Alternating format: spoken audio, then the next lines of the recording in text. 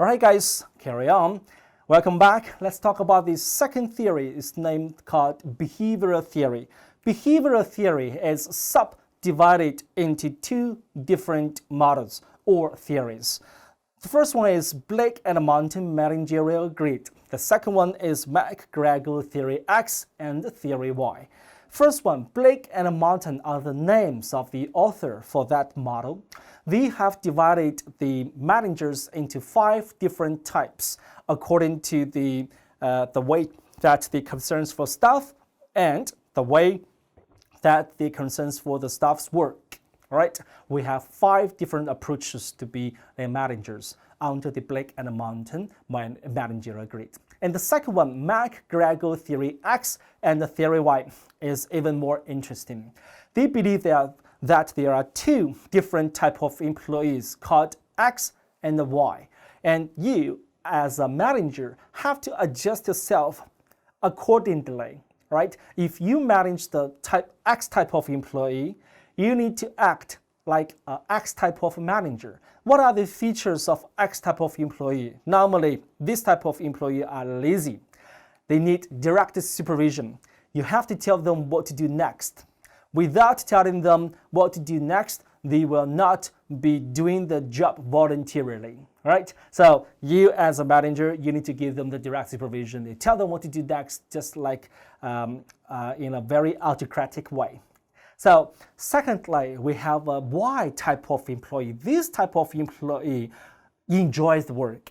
And you don't have to tell them exactly what to do next. They know what to do it. And this type of employee normally requires your rewarding and your respect and even your acknowledgement. If you acknowledge their work, if you reward them properly, sometimes you delegate your job to them, you give them your trust, they would like to do the job better, right? These 2 types of employees are divided according to X and Y by McGregor, right? So, ladies and gentlemen, we are about to study these 2 fundamental behavioral theories now. Carry on. First one, Blake and Mouton managerial grid. It took me about 10 minutes to construct this PowerPoints into the slides, guys. So there are 5 different type of managers according to the managerial grid. So what are the 5? Let's check these models. One more time, ladies and gentlemen, you do not have to memorize every individual paragraph in this slides because the exam will not be testing you on the individual models. What you need to do is to understand the basic logic behind it. That will be enough, all right? But at least you should know there are 5 different types of managers according to managerial grid. That's enough. So, ladies and gentlemen, let's check the x-axis. The x-axis is called concerns for production. That means, as a manager, do you care about your employees' work? It's from 1 to 9. The grid is from 1 to 9. That means from low to high. Do you care about their work? If you don't really care, it's 1. If you care about their work, you judge their work, you measure their work, even you give them some very good advisories and solutions on their work, is 9.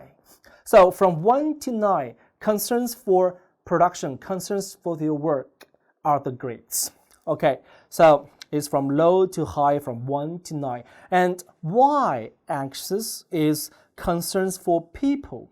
So that means as a manager, do you care about your employees' health? Do you care about your employees' attitude towards the job? Or you don't care them at all. You don't care them anymore, right? So it's also from 1 to 9, grid low to high. All right, guys, so basically we have 5 different types. The first one, let's check, 1.1 manager. In real life, we always say this manager is 1.1 manager and that manager is 9.1 manager, that one is 9.9 or 5.5. So what is that? Is this model behind it. 1.1 manager, do we care about the employee's health? Do we care about employees' future career path? Do we care about employees' productions or their work's quality? Probably not. ladies and gentlemen. The production here is their work quality. Probably not. We don't care about that. We call them a 1.1 manager. This manager is not a successful manager, but in real life, we have them. Sometimes we don't have other options. We have to choose them. That's the only option. Or maybe they are the VIP in the company. We call the very important person in the company. He brings about the, maybe his family or his father or mother brings about the business to the company. So he's the manager in the company. You know, so this type of manager, we call them impoverished management. Impoverished, that means a lack of management skills. They don't know how to be a manager. They don't even know what the meaning of the management itself. Right, guys? So impoverished management is the first one. Second, it's interesting. Do we care about the people? Yes, we care them a lot. Maybe we developed a very, very good relationship between the manager and the employee. They become friends. They become friends, right? So this is nice. But do this type of manager care about employees' work quality? No, they don't care. So we call them a 1.9 manager. It's right here. And the name for this type of manager is called country club. Country club. Interesting? Yes. I think most of the time the American manager act like that, right? Okay. Some European managers as well. But definitely not Chinese managers, definitely not Japanese managers or neither Korean managers. And then let's check another one. 9.1 manager. What is that? Do they care about the employees? Probably not. They don't care. They don't really care about their health. They don't care about their future career development paths, and they don't care about your salaries. What they only care is about your KPIs in terms of your work quality, in terms of your attendance or other things, right? So 9.1 manager is called task manager or task-oriented manager. The only what you can see from their eyes is your work quality. If you behave good, if you is doing a good job, they can acknowledge you. If you do not act properly, they will give you a lower grade. This type of manager normally do not have a good working relationship with their employee, but employees are normally scared about him. And the second to last one is called 9.9 manager. 9.9 manager is team-oriented, and we call them a team management. This type of manager cares about people's health, care about employees' future career development paths, and care about their work qualities. Normally, this type of managers are good at a project-based work. So in auditing firm like a Big Four, there are a great amount of the 9.9 managers in the real life, right? So if you are a fresh graduate, I strongly recommend you to go for Big Four. That's a very good platform to grow up because you have great managers waiting for you. They are 9.9 management. And final one is 5.5. This type of manager, they just put the adequate amount of their effort towards the job. So you cannot pick up their problems. You don't pick up any mistakes from them because they did a good job but not that good, right? They put adequate work amount. That's it, enough. So we call them a middle of the road. So after your graduation, if you follow the manager called 5.5 managers, you're going to be in trouble because this type of manager will teach you, but they will not give you their best effort. Right? That's it, ladies and gentlemen. Which type of managers are you? Or which type of manager do you like the most? All right, guys, carry on. One more time, no need to memorize the exact explanations of that because that one is for you to read. And what you need to understand further is right here because I have already summarized everything for your examinations purposes. Let's check the first one, impoverished manager. Is that 1.9 or 1.1? It's 1.1. Does not care so much about the employee's health and does not care much about your work qualities. Impoverished manager. This manager is naturally lazy and showing little interest in either staff or work. Right? This is impoverished manager. That's it. Second one, country club. What's the feature? Let's read. This type of manager is attentive to staff needs. Attentive, that means show a great amount of care. They care a lot. We call them attentive to staff's needs and has developed satisfying relationship. However, they have little attention to staff's result. That means they are not KPI oriented. They are not result oriented. So in the real life, if you follow the manager like a country club, your relationship is good. They lead you for fun. But if you want to learn something from this manager, it's probably difficult. All right, guys, next one. Task-oriented manager, 9.1. This manager is totally opposite to country club. They pay almost the total concentration on achieving result. They are very result-oriented, and people's needs are virtually ignored. That means when they see it, they pretend not to see that. So virtually ignored about people's need. In simple English, they don't really care about your health. They don't really care about your OT. You have to deliver your work before the deadline. Deadline is not about to miss. Deadline is deadline, right? This type of manager is very strict in terms of the result. But if you want to develop a good relationship with them, it's probably difficult as well. They are highly efficient. They are very efficient in terms of what? In terms of the result, ladies and gentlemen. But the relationship probably is gone. Do we need this type of manager in real life? Yes, we need. As a boss, ladies and gentlemen, let me ask you a question. If you are the boss in the company, do you want your employee, your subordinate to be very united? Textbooks tell you, yes, we do, but in the real life, probably not. Why? If everybody join together, if they are united, their views and their purpose are similar, or their purpose are united, then there's a strong possibility that they gang together to go for you to raise up their salaries, asking for more, right? So their bargaining powers will be higher enough, which the boss will not be willing to see that. Therefore, in real life, we need to have a manager like this to help the boss speed them up. We need these type of managers to stir everything up. The reason for them to exist is because the boss wants them to do that way. Right, guys? So be practical.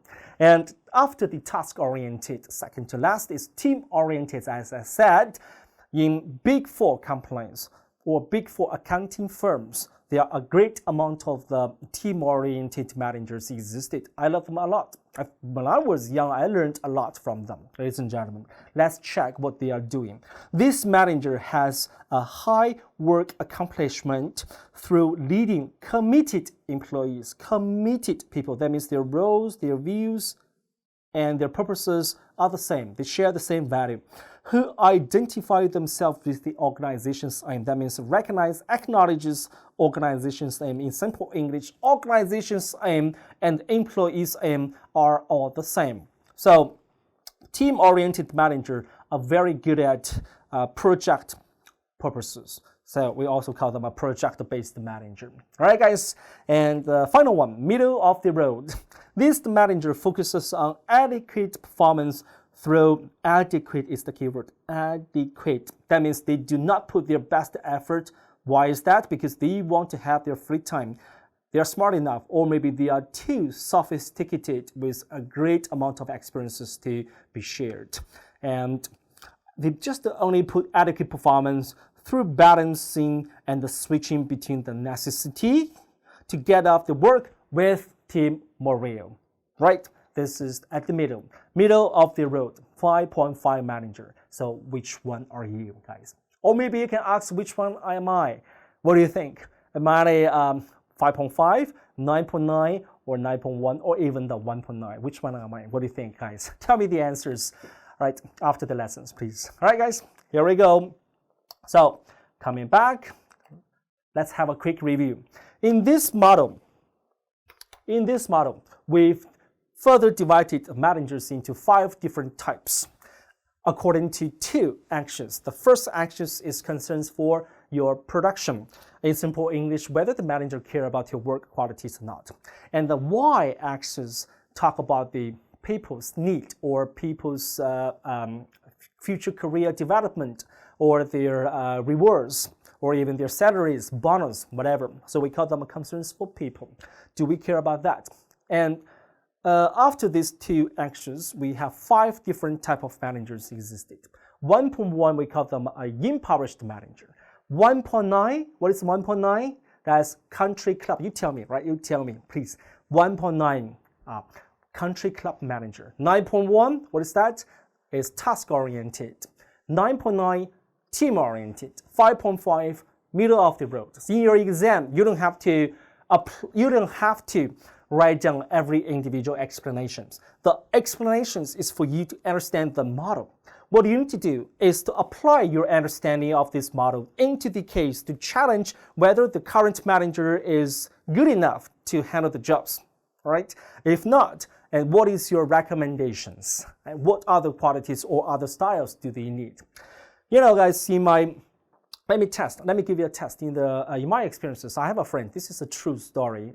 It's actually happened. It's a sad story. It's a very sad story. I have a friend who worked in Big Four. I don't want to name that one, but it's from they are from Big Four. She's been in Big Four for almost like 8 years, and during the Chinese New Year, that day during the Chinese New Year, after she finished her work, she went to the supermarket with her parents.